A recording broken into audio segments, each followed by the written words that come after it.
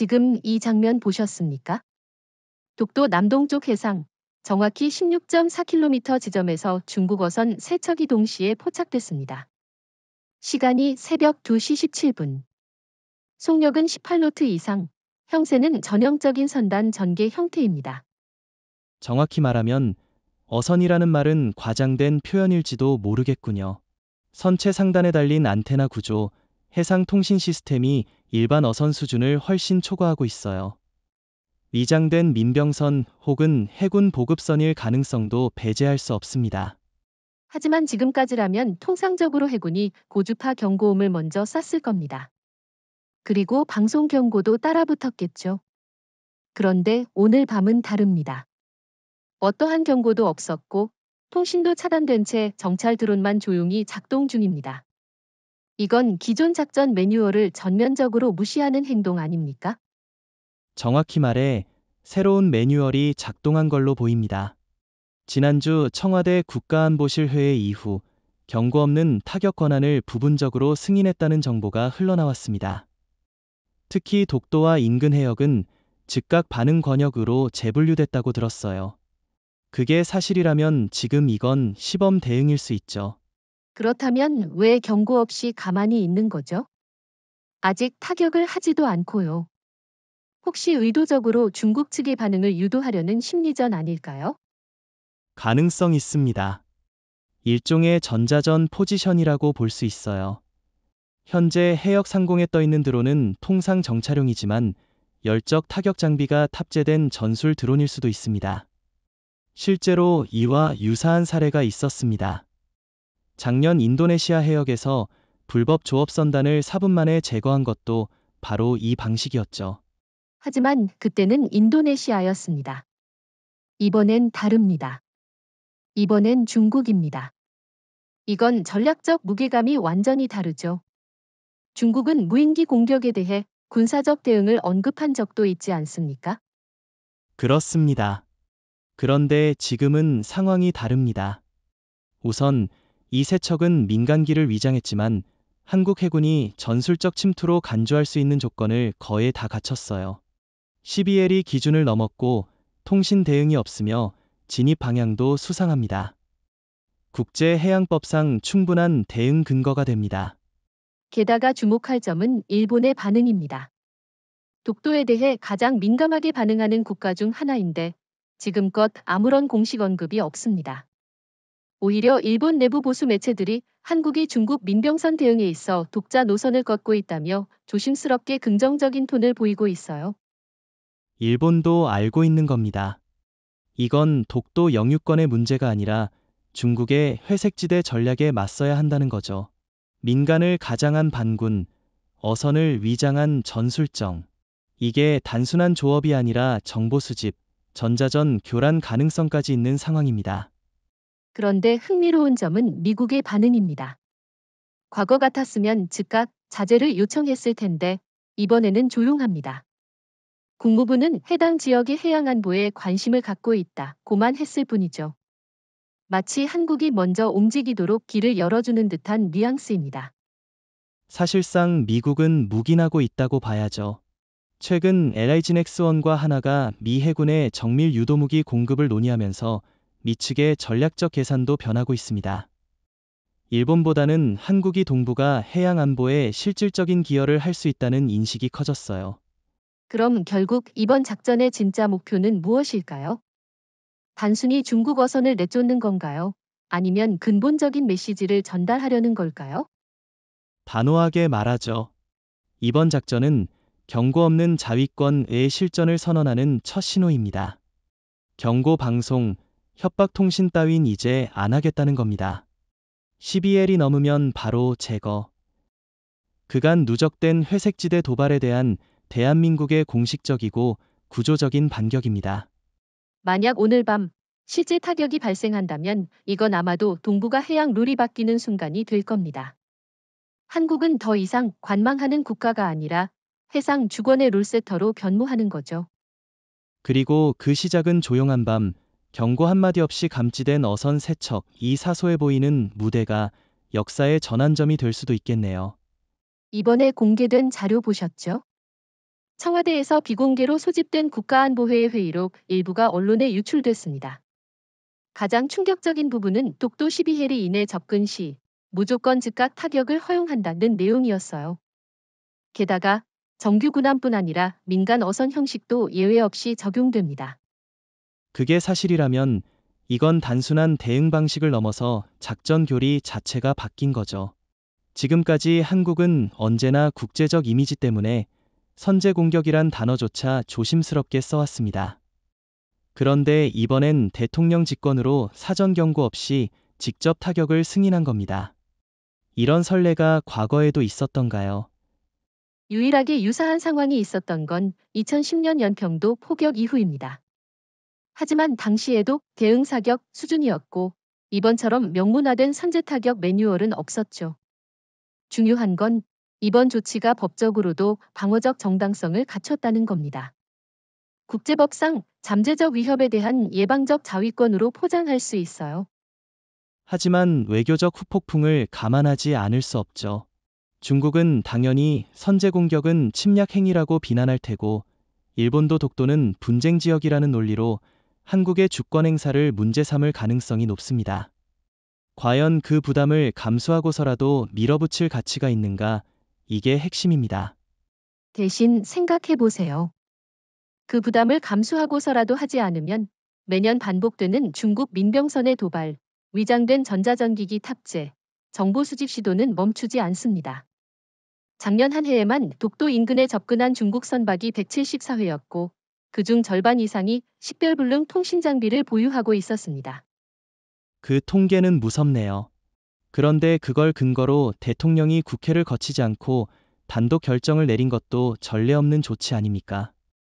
야당은 당연히 비판할 테고, 국제사회 일부는 무장한 섬나라 행태라고 보는 시선도 나올 수 있어요. 그런데 여기서 핵심은 바로 민간어선이라는 형식을 악용하는 중국의 전략입니다. 이미 2022년 필리핀에서도 중국 어선 수백 척이 집단으로 출몰해 암초를 점거한 전례가 있습니다. 그리고 2023년에는 베트남이 자국의 EEZ에서 중국 어선을 격침하고도 외교적 손해는 크지 않았어요. 그 말은 곧 한국도 기준을 명확히 보여줄 시점이라는 거군요. 정확합니다. 우리는 그동안 너무 많은 중립과 국제 여론을 의식해왔습니다. 하지만 대한민국의 독도는 명백한 주권이며 그 주권을 위협하는 행동에 대해서는 선제 대응도 불가피하다는 메시지를 이번에 분명히 하려는 겁니다. 그러면 한 가지 더 짚고 가야겠네요. 이 결정을 군에서 먼저 제안한 걸까요? 아니면 청와대가 위에서 내려왔을까요? 정보에 따르면 이번 조치는 국방부가 먼저 위험성을 경고한 것이 맞습니다. 최근 레이더에 나타난 정체불명의 어선 활동량, 심야 시간대의 통신 교란, 그리고 일부 정찰기와 동기화된 항로 움직임까지 포착되면서 단순히 현장 판단으로는 대응이 불가능하다는 판단이 있었던 거죠. 대통령은 마지막 순간에 지금 미루면 다음은 없다는 결단을 내렸다고 합니다. 그렇다면 이건 단순히 지휘권 발동이 아니라 역사적 선언이네요. 경고 없이 대응하는 한국. 그건 사실상 새로운 해양 질서의 시작 아닙니까?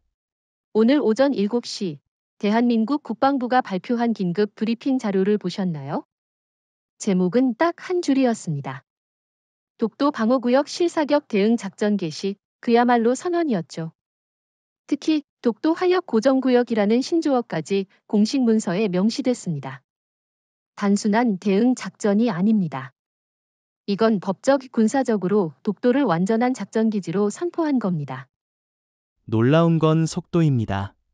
새벽 2시 41분에 첫 침범이 감지됐고 3시 7분에는 이미 KDX 3급 구축함이 전술 사격 명령을 받았습니다. 그리고 불과 22분 뒤 첫 발이 발사됐죠.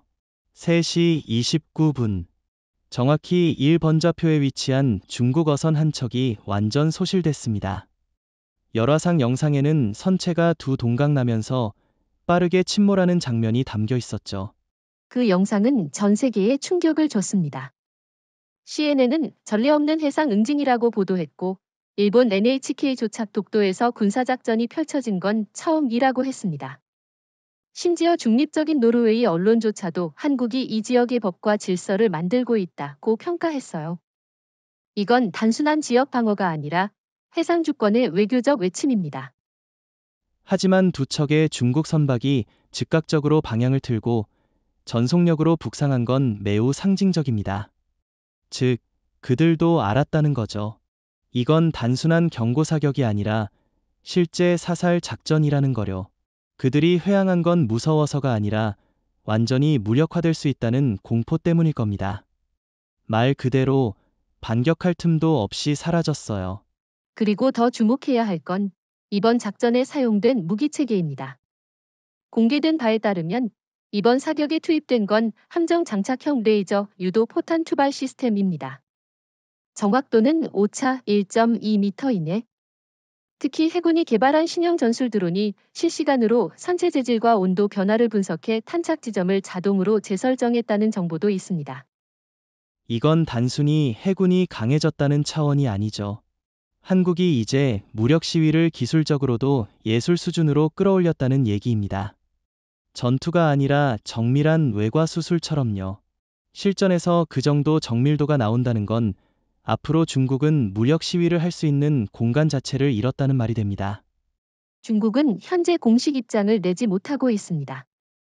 외교부 정례 브리핑에서도 기자들의 질문에 사실관계를 파악 중이라는 말만 반복했어요.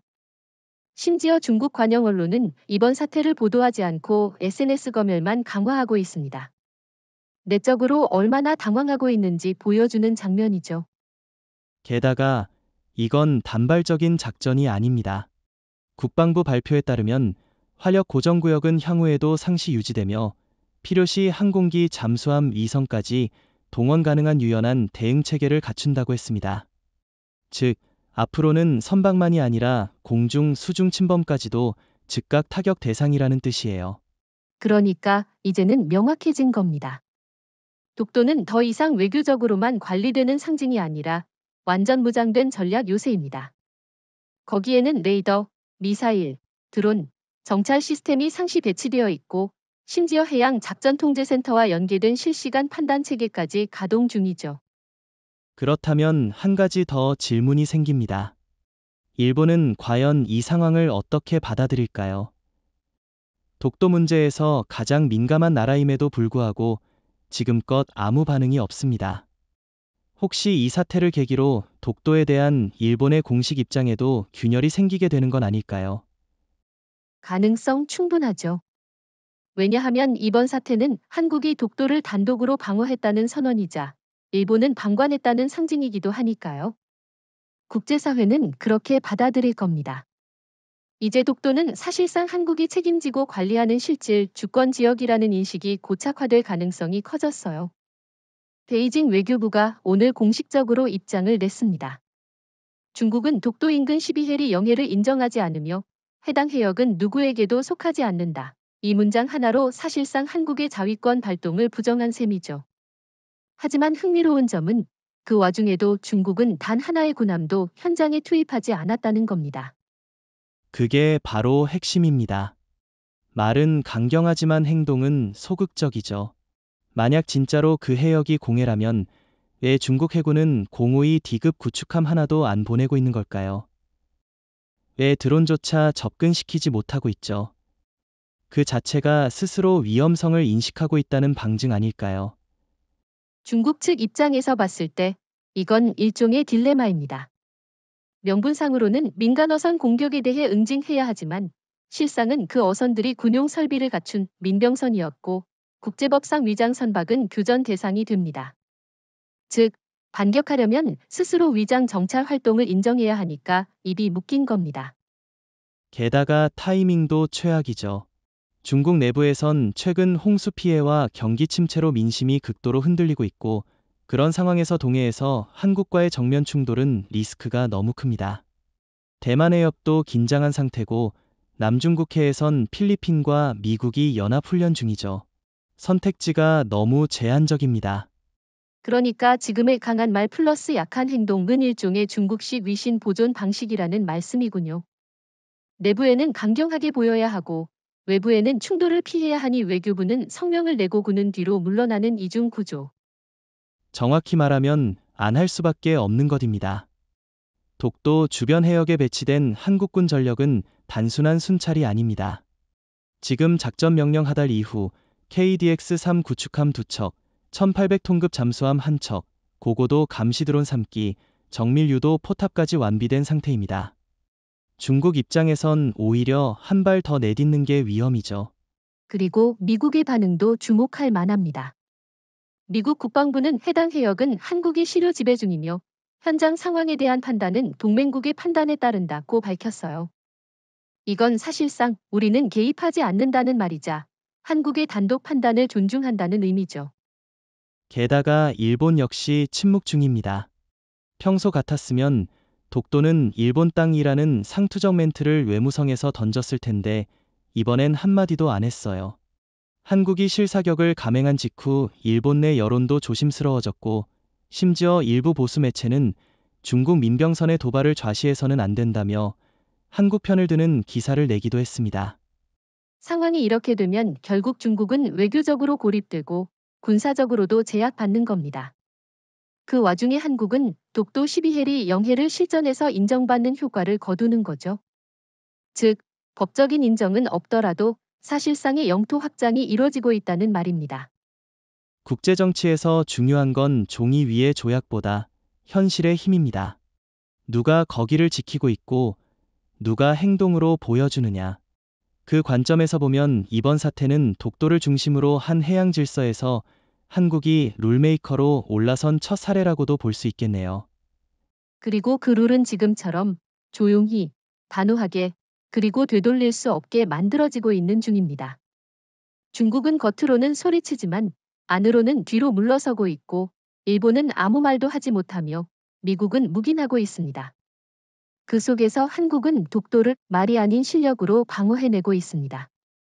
일본 외무성은 평소 같았으면 벌써 독도 문제로 강력한 항의 성명을 냈을 겁니다. 다케시마는 일본 고유 영토라는 표현은 거의 자동 반사처럼 나오곤 했죠. 그런데 이번엔 이상하리만큼 조용합니다.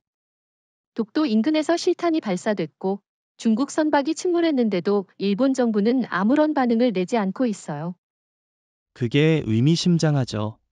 도쿄가 침묵하는 이유는 단순한 방관이 아니라 당혹에 가깝다고 봐야 합니다. 한일 간 영유권 논쟁이 아무리 있어도 일본 입장에서 가장 두려운 건 사실 중국의 위협입니다. 그런데 이번에 한국이 그 중국을 향해 실제 사격을 했고 그 결과는 중국이 도망간 상황이에요. 도쿄 입장에선 한국의 행동을 함부로 비난하기 어려운 겁니다. 더구나 자국 국민 여론도 간단치 않죠. 최근 일본에서 여론조사를 보면 중국 민병선단의 활동을 강경하게 저지해야 한다는 의견이 68%를 넘었습니다.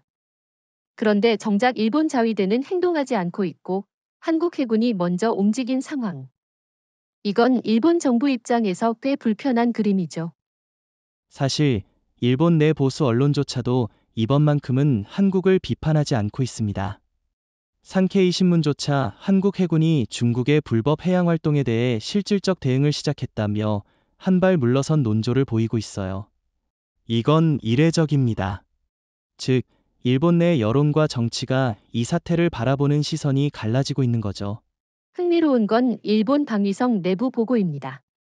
비공식적으로 유출된 문건에 따르면 한국의 해양 작전 전개는 일본 해상자위대보다 훨씬 빠르고 유연하게 대응 중이라는 표현이 있었습니다. 게다가 도쿄는 외교적 항의보다 지역 질서 안정을 우선해야 한다는 분석도 함께 실려 있었죠. 그럼 결국 이번 사건을 계기로 일본의 독도 정책도 바뀔 수 있다는 얘기인가요? 적어도 외교적 접근 방식은 달라질 수 있습니다. 지금까지는 영유권 주장을 위한 상징적 항의에 집중했다면 이제는 실질적 안보 협력 또는 묵시적 인정 쪽으로 기울 가능성이 커졌죠. 특히 미일 한 안보 프레임 안에서 일본이 계속 고립되는 걸 원하지 않기 때문에 한국의 행동에 대해 어느 정도 선긋기를 할 수밖에 없습니다. 결정적으로 이번 사태는 일본 외교의 허점을 그대로 드러낸 셈이에요. 말로만 독도는 일본 땅이라고 외쳐도 실질적으로 그 땅을 지키는 능력이 없다는 걸 보여준 거죠. 반면 한국은 말 대신 실력으로 보여줬고 중국은 물러났습니다. 이건 국제사회가 정확히 목격한 장면입니다.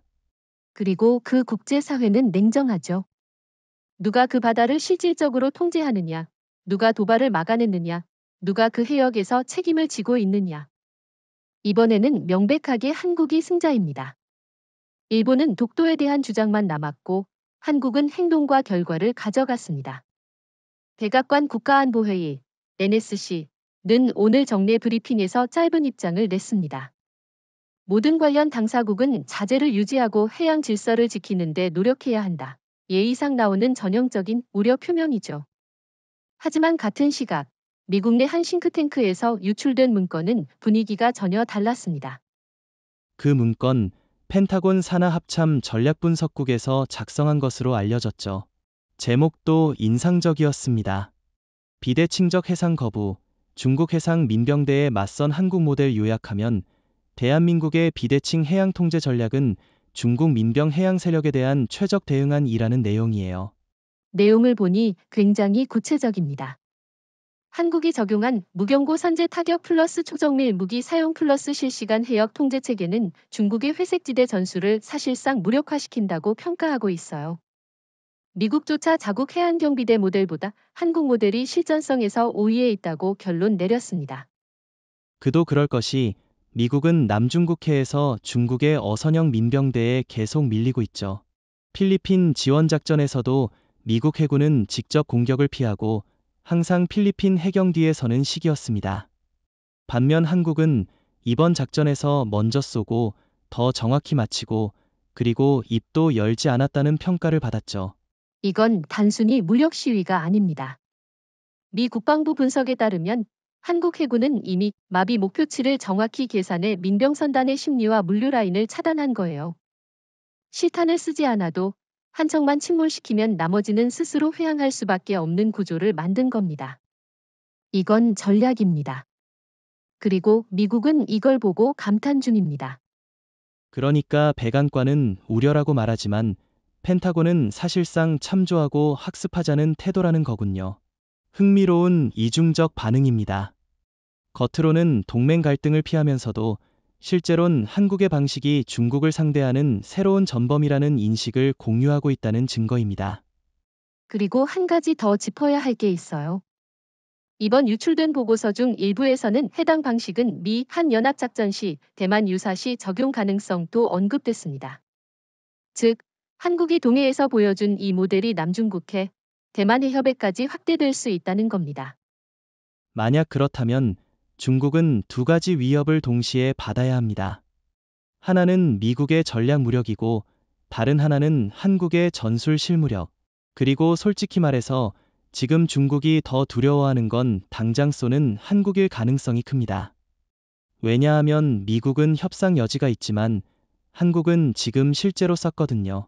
합참이 오늘 발표한 새로운 방어 체계 도입 내용을 보셨습니까? 독도 인근 해역에 정밀 타격형 무장 드론이 배치되었다는 내용이죠. 명칭은 K-팬텀 7. 이건 단순한 정찰기가 아닙니다. 무장형이고 타격까지 가능한 완전 자율 시스템입니다. 놀라운 건 사격 반응 속도예요. 내부 문건에 따르면 표적 식별에서부터 타격 명령까지 걸리는 시간이 단 12초. 사람이 결정하는 게 아니라 알고리즘이 모든 걸 판단해서 실행합니다. 실질적으로는 데이터 기반 사살 시스템이라고 봐야 합니다. 게다가 이 시스템은 육안으로 식별이 어렵고 스텔스 코팅으로 레이더에도 잘 잡히지 않습니다. 드론 하나당 작전 반경은 약 3.5km. 현재 20기 이상이 독도 북쪽과 남쪽 해협을 따라 퍼져 있습니다. 사실상 무인 감시 살상망이 구축된 셈이죠. 한국이 이런 고강도 무기 체계를 독도에 배치한 건 전례 없는 일입니다. 저는 개인적으로 이건 단순 대응이 아니라 전략적 메시지라고 봅니다. 특히 최근 중국의 어선 위장 정찰, 전파 교란 움직임과 연관돼 있죠. 정확히 말하면 대응보다 선제 차단입니다. 지난달 독도 남동쪽 해역에서 감지된 정체불명의 전파 간섭 현상, 중국 측 해양탐사선과 유사한 선체 구조의 선박 출몰. 한국군은 단순히 지켜보는 단계에서 벗어나 명확히 차단하고 억제하는 단계로 진입한 겁니다. 그 점에서 이 드론은 상징적이에요. 미국도 지금 남중국해에선 이 정도 기술을 배치하지 못하고 있습니다. 그런데 한국은 자국 해역에서 직접 실전 배치했습니다. 이것이 바로 영토의 시료 지배라는 겁니다. 단순히 땅만 점유하는 게 아니라 기술로 방어권을 행사하는 거죠. 중국도 알고 있습니다. 며칠 전 중국 소셜미디어에는 한국이 무인살상 체계를 구축 중이며 해당 지역 접근은 자살행위라는 말이 돌았습니다. 일부 어선 선장은 조업 자체를 거부했고 민병선 편대 배치는 취소됐다는 내부 정보도 있습니다. 즉, 총 한 발 쏘지 않고도 효과는 얻은 겁니다. 공포감은 심리전에서 가장 강력한 무기죠. 그리고 이 공포는 한국이 만든 것이며 지금 이 순간도 계속 강화되고 있습니다. 말없이 배치하고 말없이 작동하게 만드는 것, 그것이 지금의 독도 전략이에요. 게다가 이건 단기적인 대응이 아닙니다. 국방부에 따르면 K-팬텀7은 향후 2년간 추가 배치가 예정되어 있고 내년부터는 잠수형 드론과 연계한 수중 공중 융합형 감시망 구축도 검토 중이라고 합니다. 독도는 이제 단순한 섬이 아니라 다차원 전장 플랫폼입니다. 그렇다면 질문 하나. 일본은 이 상황을 어떻게 볼까요? 말은 못하겠지만 기술적으로 뒤처졌다는 위기감을 느끼지 않겠습니까? 이미 느끼고 있습니다. 일본 방위성 내부 분석 보고서에는 한국의 독도 대응 방식에 대해 사례 분석 및 일부 전력 전환 고려라는 문장이 담겨 있습니다. 즉, 한국이 만든 해양 무역 대응 체계를 오히려 벤치마킹하려는 움직임까지 있습니다. 오늘 새벽 독도 남쪽 해역에서 또다시 도발이 감지됐습니다. 이번엔 일반 선박이 아니라 무인 어선입니다. 겉모습은 평범한 20톤급 어선처럼 보였지만 내부는 자동 조종 장치와 위성 통신 모듈로 구성된 완전한 드론 선박이었습니다. 총 5척이 동시 침투를 시도했죠. 이건 단순한 테스트가 아닙니다. 명백한 무인기 기반 해양 교란 작전이에요.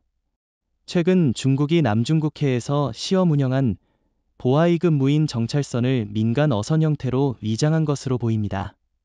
겉으론 조업, 실제론 반응 유도. 한국의 방어 체계를 얕잡아보고 밀어붙인 거죠. 그런데 결과는 너무도 명확했어요. 전투기 출격도 구축함 접근도 없이 단 5분 만에 5척 모두 기체 소멸. 더 놀라운 건 작전 당시 독도 전방위 레이더 시스템은 부분 전원 모드였다는 겁니다. 말하자면 한국은 절반도 힘을 쓰지 않고 상대를 무력화시킨 셈이에요. 그건 바로 K-팬텀7의 실전 성능이 입증됐다는 얘기입니다.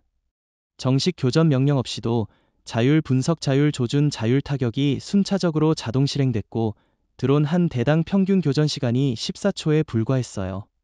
이건 사실상 무인기 vs 무인기 전쟁이고 한국이 완승한 첫 사례입니다. 그리고 감지 방식이 대단했습니다. 레이더도 열감지도 아닌 수면 표면 잔파 스캔 기술로 최초 포착됐다고 합니다. 이건 파형의 미세 진동을 AI가 실시간 분석해서 자동 항법 패턴 여부를 구분해낸 겁니다.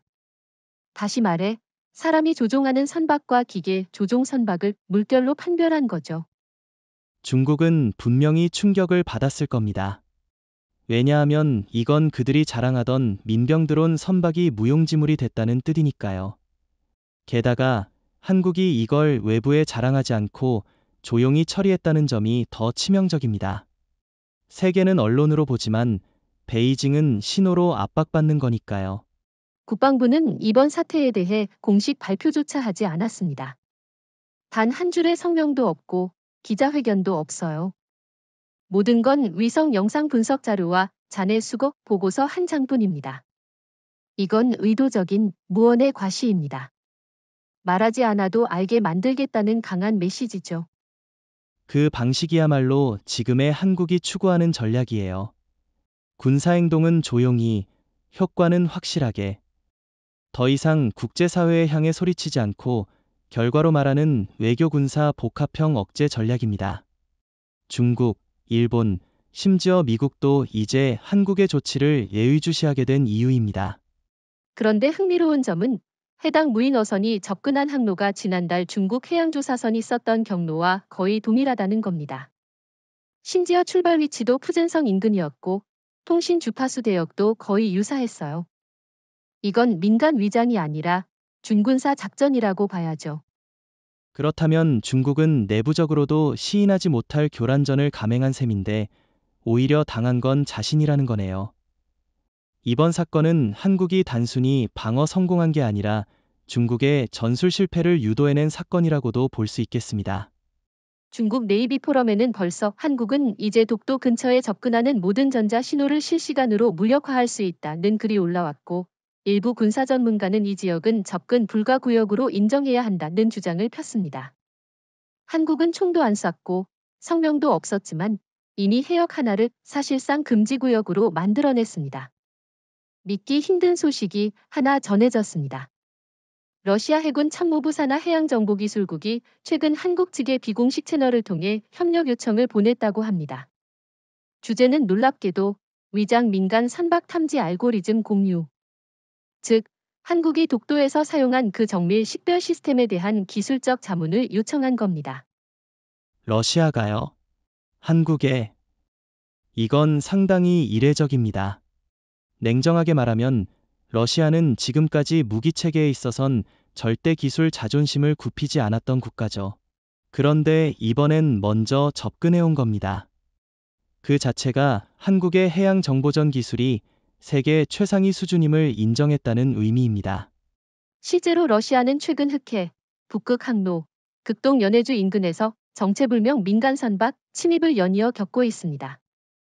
특히 미군과 나토의 무인 정찰선이 러시아 어선으로 위장해 침투한다는 내부 분석이 확산되고 있고 기존 자국 레이더 체계로는 식별이 안 되는 문제가 반복 중이라고 해요. 그러니 그들이 주목한 게 바로 물리적 외형이 아니라 내부 움직임 패턴을 분석하는 한국형 알고리즘인 겁니다.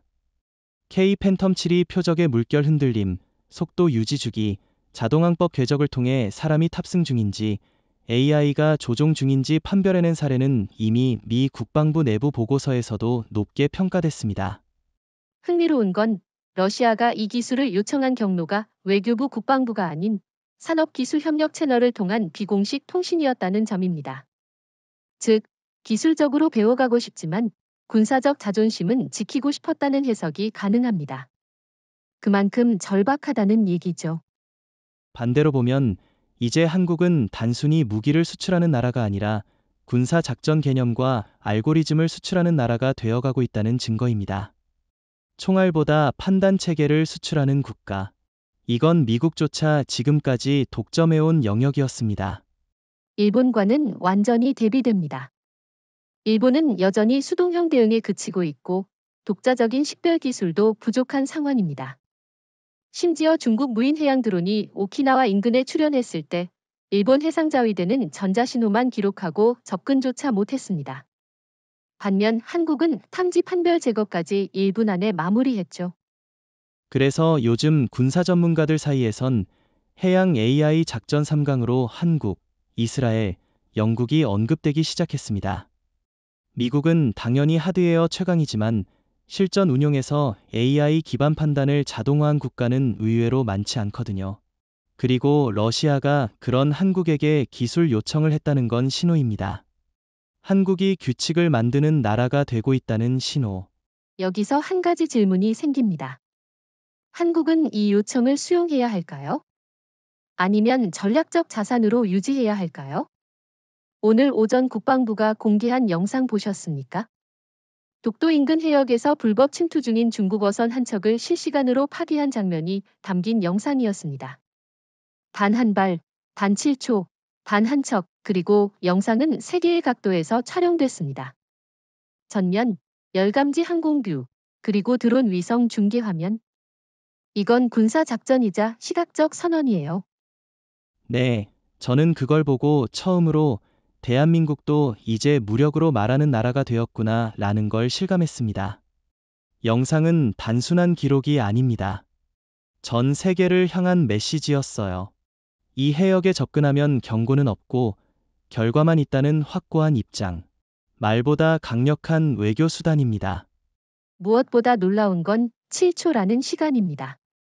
영상 재생을 시작하자마자 열 추적 표적이 설정되고 동시에 사격 각도와 탄도 궤적이 자동으로 조정됩니다. 그리고 정확히 7초 후 25mm 레이저 유도탄이 선체 중심부를 관통. 폭발음도 없이 대가 두 동강 납니다. 이건 무력 시위가 아니라 모험 시위죠. 기술적으로 이건 사실상 시연에 가깝습니다. 일부에서는 왜 국방부가 민감한 작전 영상을 공개했는지 우려도 있지만 저는 반대로 생각합니다. 이 영상은 억제력입니다. 중국이 실제로 쏘겠느냐 고 의심할 때 한국은 이미 쐈다. 여기에 증거 있다고 답한 셈이죠. 더 주목할 점은 사용된 장비예요. 이 영상에 등장한 타격 무기는 최근 전력화된 스텔스 수직사출형 레이저 정밀포탄으로 보입니다. 레이더에 감지되지 않고 위성 추적도 불가능한 궤도로 접근합니다. 미국의 엑스캘리버와 유사한 개념이지만 해상 환경에서의 반응 속도는 한국형이 더 빠릅니다. 이걸 보고 많은 나라들이 놀랐겠죠. 일본은 물론 대만과 필리핀, 심지어 유럽의 군사분석 채널에서도 이 영상이 퍼지고 있습니다. 일부 프랑스 언론은 아시아에서 가장 빠르고 정교한 해양 타격 시스템을 한국이 보유하고 있다는 평가까지 내놨어요. 중국은 어떻게 반응했을까요? 현재 CCTV와 한국15는 이 사건을 조작 혹은 미확인 출처 영상이라고 주장하고 있지만 중국 SNS에서는 이미 영상 전체가 유포되고 있고 공포 확산이 시작됐습니다. 실제로 웨이보에서는 더 이상 조업 나갈 수 없다는 어민 계정이 늘고 있어요. 이건 단순히 한 척의 배를 침몰시킨 사건이 아닙니다. 해양 영토에 대한 실제 통제력을 국제사회에 입증한 상징적 행위입니다. 그리고 동시에 우리도 공격한다는 기존 약소국 이미지에서 완전히 벗어난 선언이에요. 대한민국이 해양 전략국가로 도약하고 있다는 실체적 증거죠. 중국 전국인민대표대회 전인대에서 이례적인 장면이 벌어졌습니다. 국방부를 향한 질타가 공개적으로 터져나온 겁니다. 한 의원이 마이크를 잡고 소리쳤어요. 6척의 어선이 실종됐는데 왜 한국에 항해 한마디 못하는가? 이것이 중화의 군사력인가? 중국 내부에서도 불만이 터질 수밖에 없습니다. 단순히 어선이 아니라 이건 중국이 운영하던 민병 위장선단의 일부였고 그 존재 자체가 국가 전략의 일부였어요. 그런데 한국은 침묵 속에서 이들을 제거했고 중국은 그저 사실관계 확인 중이라는 말만 반복 중입니다. 중국 체면이 완전히 무너진 순간입니다. 중국이 가장 두려워하는 건 외부보다 내부 반응이에요. 민심의 불안이 체제를 흔드는 걸 잘 알고 있기 때문에 전인대 같은 공개석상에서 군부가 공격당하는 건 상당히 드문 일입니다. 그런데 이번엔 6척이 7일 안에 사라졌고 대응은 공건. 그걸 두고 내부가 폭발한 거죠. 게다가 웨이보를 비롯한 중국 SNS에선 이미 한국은 총도 없이 전장을 점령했다는 말이 돌고 있습니다. 일본은 말만 하고 한국은 쏜다는 표현이 바이럴처럼 퍼지고 있어요. 과거에는 대한민국을 작은 나라로 치부하던 그들이 지금은 두려워하고 있습니다. 이번 전인대에서는 민간 어선의 무장화 정책을 전면 재검토하자는 제안도 나왔습니다. 도발은 했는데 책임은 못 지는 시스템은 무능이다는 비판이죠. 즉, 한국은 전략적으로 중국을 불가능한 전술의 수렁에 빠뜨린 셈입니다. 그렇다면 이제 중국은 어떻게 반응할까요? 설마 군사적 보복을 준비하고 있을까요? 가능성은 낮습니다. 첫째, 한국의 대응이 국제법상 정당한 영해 방어였기 때문이고, 둘째, 미국과 일본이 모두 암묵적 동핵 분위기를 보이고 있다는 점 때문입니다. 중국이 군사 행동에 나선다면 그건 한미일 전체를 상대로 선전포고하는 셈이 될 수 있어요. 중국은 그렇게까지 도박하지 않습니다. 그럼에도 불구하고 내부에서의 비난은 계속될 겁니다. 그리고 중국 국방부는 결국 책임을 누군가에게 떠넘겨야만 하죠. 그러니 다음 단계는 대리 표적을 통한 여론 분산, 예컨대 한국 기업에 대한 경제적 보복, 혹은 조선족 사회에 대한 선전 강화 등 비군사적 역공 전략이 나올 수 있습니다. 하지만 그것도 쉽지 않아요. 이미 삼성, 현대, 한화 같은 기업들은 공급망을 중국에서 인도와 베트남, 폴란드로 분산시켰고 한국 정부는 경제 안보 일체화 전략을 공식화한 상태입니다. 지금 중국이 보복하겠다고 해도 그 여파는 예전처럼 통하지 않습니다. 결국 중국은 딜레마에 빠졌습니다. 침묵하면 굴욕, 움직이면 역풍. 그리고 한국은 아무 말도 하지 않지만 실제로는 모든 타이밍을 장악하고 있습니다. 이게 바로 전략적 침묵의 진짜 의미죠. 이번 전인대의 발언 하나하나가 그걸 증명하고 있습니다. 지금 중국이 겪고 있는 건 단순한 체면 손상이 아니라 전략 지형에서의 실질적 후퇴입니다. 독도 인근 해역에서 한국이 쏘아올린 한 발의 정밀탄이 베이징 인민대회당에서 국방부를 무너뜨린 셈이죠. 방금 전 국방부가 발표한 공식 자료에 따르면 대한민국 해군이 독도 인근 해역에 초소형 공격용 잠수정을 실전 배치했습니다. 이 잠수정은 기존 1800톤급이 아닌 300톤급 이하의 신속 은밀 타격형 플랫폼이라고 합니다. 한국 해군이 독도를 이제 수면 위가 아니라 수면 아래에서도 지키겠다는 선언이죠. 그건 단순한 경계 강화가 아닙니다. 작전 개념 자체의 전환이에요. 지금까지 한국은 독도를 방어하는 대상으로 규정했지만 이젠 상시 위협을 부과하는 전략 거점으로 재편하는 겁니다. 쉽게 말하면 독도 주변은 이제 누가 먼저 움직이는가가 아니라 누가 먼저 잠수했는가의 전장이 된 겁니다. 배치된 플랫폼은 DSX-300으로 알려진 전수형 소형 잠수정입니다. 승조원 4명, 작전 시간 36시간, 최대 자망 깊이 200m, 그리고 무엇보다 중요한 건 무인 수중 드론과 연동되는 자율 항법 기능이 탑재되어 있다는 점입니다. 이건 사실상 수중에서 사냥하는 드론 기지예요. 그 말은 곧 이 잠수정은 단독 타격도 가능하지만 수중 드론 다수를 조종하면서 전방위 감시 및 요격을 동시에 수행할 수 있다는 거죠. 독도 바다 밑에는 이제 잠수하는 지휘소가 깔린 셈입니다. 중요한 건 은폐력입니다. 이 잠수정은 외부 음향 반사율을 90% 이상 줄인 신형 복합 코팅이 적용되어 있어 중국과 일본의 기존 해양 음파 탐지망으론 사실상 감지가 불가능합니다. 게다가 작전 중 위치를 파악하려 해도 위성 통신을 일절 사용하지 않기 때문에 어디서 쏠지 모른다는 공포 자체가 억제력이 됩니다. 일종의 심리전 플랫폼이죠. 특히 중국 입장에선 굉장히 위협적일 겁니다. 표면 위에서는 드론이 감시하고 수면 아래에서는 잠수정이 추적하고 좌우 양측에선 레이더 기지와 유도포가 포위 중이니까요. 한마디로 말하면 독도는 이제 하나의 전장이 아니라 360도 입체적 압박 구역입니다.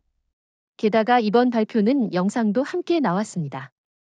실시간 항로 시뮬레이션, 적색점으로 표기된 작전 범위, 그리고 수중에서 상승하는 드론 캡슐의 그래픽까지. 이것은 단순한 공개가 아니라 의도적인 시각적 억제 메시지입니다. 한국은 지금 군사적 침묵 전략과 보여주는 전략을 번갈아 쓰고 있어요. 질문 하나 드리죠. 이렇게까지 고강도 억제 수단을 독도에 투입하면 일본이나 미국은 반응하지 않겠습니까? 미국은 반응하지 않습니다. 오히려 내심 반기고 있다는 관측도 있습니다. 중국이 민간 위장 선단을 활용한 해상 회색지대 전략을 확장시키는 상황에서 한국의 이 잠수형 억제 전술은 동맹 전체에 유효한 선례가 되거든요. 일본은 복잡합니다. 자위대 입장에서는 부러움과 경계가 동시에 작동할 겁니다. 그러나 기술적으로 대응 불가능한 영역이기 때문에 외교적으로도 큰 반발은 어렵습니다. 최근 들어 한국 방산기업과 국방부 협력관들이 동남아 4개국에서 비공식 초청을 받은 것으로 확인됐습니다. 주제는 놀랍게도 독도식 해양 영토 방어 모델 구축. 말하자면 한국이 독도를 지키는 방식을 자신들의 선방어에 그대로 적용하고 싶다는 요청이에요. 그건 놀라운 전환입니다. 한국이 단순히 무기 수출국을 넘어서 주권방어 전략 수출국으로 도약했다는 의미잖아요. 어느 나라들입니까? 정확히는 인도네시아, 필리핀, 말레이시아, 베트남. 모두가 중국과 해양 갈등을 겪고 있는 나라들입니다. 이들은 공통적으로 조용하지만 실효성 높은 방어 체계에 큰 관심을 보였고 특히 K-팬텀 드론 시스템과 수중 탐지 플러스 즉각 타격 체계에 대해 문의가 집중됐다고 합니다. 게다가 그건 단순한 무기 배치가 아니죠. 한국은 독도에서 심리전 기술 억제 다차원 통제 국제법 연계 설계를 통합적으로 구축했기 때문에 이들 국가는 단순히 장비가 아니라 전략 개념을 요청한 겁니다. 즉, 한국이 이제 전략 건축가 역할을 수행하고 있는 셈입니다. 인도네시아 같은 경우 나투나 제도 인근에서 중국 해경과의 갈등이 계속되자 정찰보다 선제 탐지, 레이더보다 자율 드론이라는 원칙을 적용한 시스템 설계를 한국에 의뢰했다고 해요. 말레이시아는 라다칼린 군도에서 수중 침투 식별 알고리즘을 그대로 도입하고 싶다는 입장을 전달했고요. 재미있는 건 이 모든 요청이 공식 채널이 아니라 외교 산업 복합 루트를 통해 이뤄졌다는 점입니다. 즉, 이들 국가는 공개적으로는 중국을 자극하고 싶지 않지만 내부적으로는 한국을 선택해 대응력을 갖추겠다는 전략적 선택을 이미 한 상태입니다. 실제로 한화시스템 관계자에 따르면 6월 초 싱가포르에서 비공개 해상 도서방어 포럼이 개최됐고 여기서 한국 측이 독도 모델을 기반으로 한 SATS라는 이름의 해양 방어 구조 체계를 발표했다고 합니다. 이 발표에 대해 동남아판 독도라는 반응이 즉각 나왔다고 하죠. 그렇다면 지금 한국은 무기를 파는 것이 아니라 주권을 지킬 수 있는 메커니즘을 수출하고 있는 셈입니다. 그건 단순한 시장 확대가 아니라 한국이 아시아 해양 질서의 모델 국가가 되어가고 있다는 거예요. 미국이나 일본이 이걸 보며 어떤 생각을 할까요? 미국은 오히려 환영할 겁니다. 왜냐하면 미국은 직접 개입 없이 중국을 억제하고 싶은데 한국이 그걸 자율형 전략으로 수행하고 있기 때문이죠. 일본은 복잡합니다. 자신은 못했던 걸 한국이 하고 있으니 조용히 경계는 하겠죠. 결국 한국은 조용히 영향력을 키워가고 있습니다. 르몽드와 디 벨트 두 매체가 오늘 동시에 한국의 독도 방어 시스템을 집중 조명했습니다. 르몽드는 사설에서 아시아 해역에서 가장 실효성 높은 비군사적 억제 모델은 한국이 처음 보여주었다고 썼고 디 벨트는 제목을 아예 이렇게 뽑았어요. 침입을 막는 새로운 패러다임. 출발점은 서울. 놀랍지 않습니다. 지금 유럽은 우크라이나 전쟁 이후 국경 수호에 대한 개념 자체를 다시 쓰고 있어요. 그런데 육지에서 방어하는 모델은 모두 지치고 비효율적이라는 비판도 많죠. 그런 시점에 한국이 작지만 단호한 섬에서 보여준 해양 억제 모델은 너무도 매력적입니다. 르몽드는 한국은 포격도, 군사동원도 없이 해역을 통제했다고 했습니다. 12초 안에 사라지는 침입자, 공표되지 않은 억제선, 자율형 판단 시스템. 이것은 21세기형 국경방어의 프로토타입이다라고요. 프랑스가 이런 언어를 쓰는 건 굉장히 드문 일이죠. 게다가 이건 단순한 언론 칭찬이 아닙니다. 프랑스 국방부 산하 전략연구소는 이번 주 발표한 보고서에서 한국의 독도 시스템을 모듈형 확장 가능 플랫폼이라고 규정했어요. 특히 드론 수중 감지 자율 타격 심리적 위협의 사단 연계를 세계 최초 통합 운용 사례로 꼽았습니다. 디 벨트는 더 노골적입니다. 독일은 지금까지 모든 방어를 나토에 의존했지만 한국은 혼자서 해냈다는 표현까지 썼습니다. 침묵 속에서 정밀하게, 법적으로 정당하게 이 세 단어가 반복됩니다. 이건 단순한 기술 칭찬이 아니라 방어 철학에 대한 존경입니다.